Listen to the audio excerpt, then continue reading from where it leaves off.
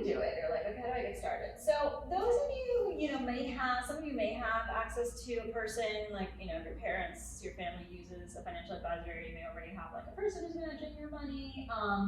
And that's great, and they do tend to be a little bit expensive. Average tends to be like a 1% management fee. And that makes sense if you're investing enough money. If you have smaller balances, it may not. What I recommend for people starting out, or kind of early on, and even not necessarily starting out, but just people who kind of want a low-cost, convenient option, are robos. Okay, there's a lot out there now. These are just apps on your phone. You can easily transfer money from your bank account into them. You can see it. You can see on your phone how much you're making. You answer some questions. They often decide for you. Some of them you can choose your funds if you want to. Those would be more self-directed. They would exactly be the robo option, but some of them have like a robo option and a self-direct option.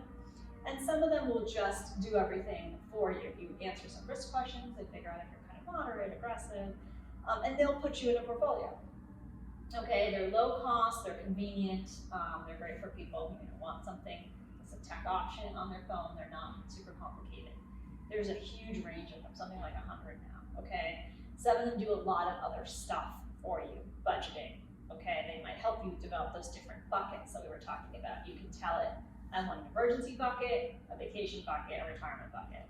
They have IRAs. You can open it. You can say, I want a traditional or a Roth, okay? The one I didn't mention, by the way, and you should talk to an accountant before you do this, is a SEP IRA. Some of you may be able to do a SEP IRA. I'm not exactly sure. It kind of depends on like your employment status and stuff, but a SEP IRA would actually let you potentially contribute more than those limits. Okay, there's some benefits, but it's a little bit more of a technical vehicle, so I started with the most common options. So it stands for like self-employed person, so it is designed for kind of people who are freelancers. So yes, lots of robos. So we have a chart here that compares some. We just pick some. I'm not recommending these. I'm not paid by any of these, by the way. I don't actually get paid by any robos. None of these are my clients. Right, yeah, we don't have Fidelity on there. Fidelity is a client, but I don't have a robo from Fidelity, so not recommending. I don't even have my own in a robo because I tend to like picking my own stuff, except I have a little bit in a crypto portfolio that was basically gambling money for me in Betterment. So I'm not recommending it, and I lost most of my money. It was just a casino trip using crypto because I needed to learn about crypto for my work. So I decided to put some, it was intended as money that would probably get lost, which it mostly did.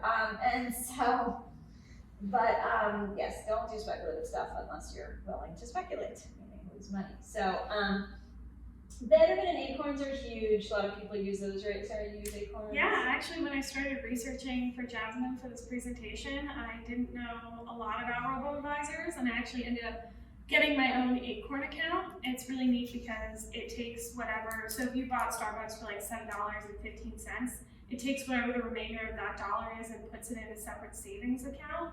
So it's like when you go to a store and they ask, do you want to round up for charity? Except for it's, do you want to round up for your savings? They take whatever's left over from there and they put it in another account. And although it seems like, well, I'm saving 50 cents here or 25 cents there, it really does add up quickly. And it's mindless, so you don't really have to think about it, but you've got this like cushion that's being built that you don't really notice is getting taken out of your account.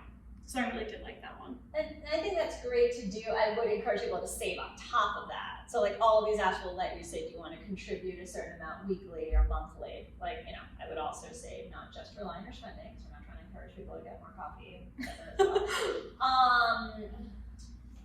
Betterments. So all of these, so there's a few features you should look at, right? So like Sarah likes that feature, okay, that it rounds up the change. Each of these works a bit differently. Some of them are good for budgeting. Digit's known for that. Albert, I think, also does a little bit of budgeting help. Ellevest, right? Sarah, you were impressed with Ellevest. Yeah.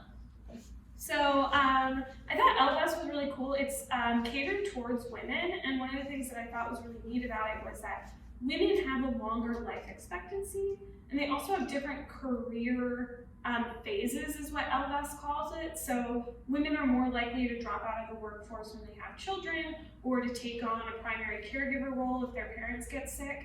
And LVEST takes that into account when it helps to financial plan. The fact that women are likely to have these gaps in their earning capacity and careers. And so that kind of helps to guide women in particular about their investment goals, which I thought as a woman going into a male-dominated field was a really interesting feature that grabbed my attention. And the costs are all over because of the services and also how much you invest. So some of them are based on a rate, like a percentage. So that's generally, going to go up the bigger the balance, but it may be worth it depending on what you're getting. Some of them it's pretty much a fixed fee. Some of them it's a range based on the service. And you said like Wealthfront was free or up to a certain $10,000. So, you can always play around with a free one. They're generally pretty good. There are reports that compare them. Honestly, the performance on these are pretty similar. A lot of them use some of the same funds. They use basically a lot of, you look for ones that have a lot of Vanguard and BlackRock funds. So Vanguard and BlackRock funds, because those are basically your big companies. So they tend to just be reputable funds, low cost. Like if you're paying low fees to the robo, it's because they're paying low fees for the options. And essentially you're just looking for diversified funds that are not expensive, because that's the biggest way people get screwed on their retirement saving is they pay too many fees. Okay, they get expensive funds. And a lot of times financial advisors, and that's where they get in trouble with the SEC, is they direct people towards more expensive funds, sometimes because they're getting some kind of a conflict. They have some kind of a revenue share or something like that. So the robos, generally the bigger ones, Betterment, Wealthfront, Acorns, they're using low cost diversified funds. And you can pretty much pick based on what kind of services you want.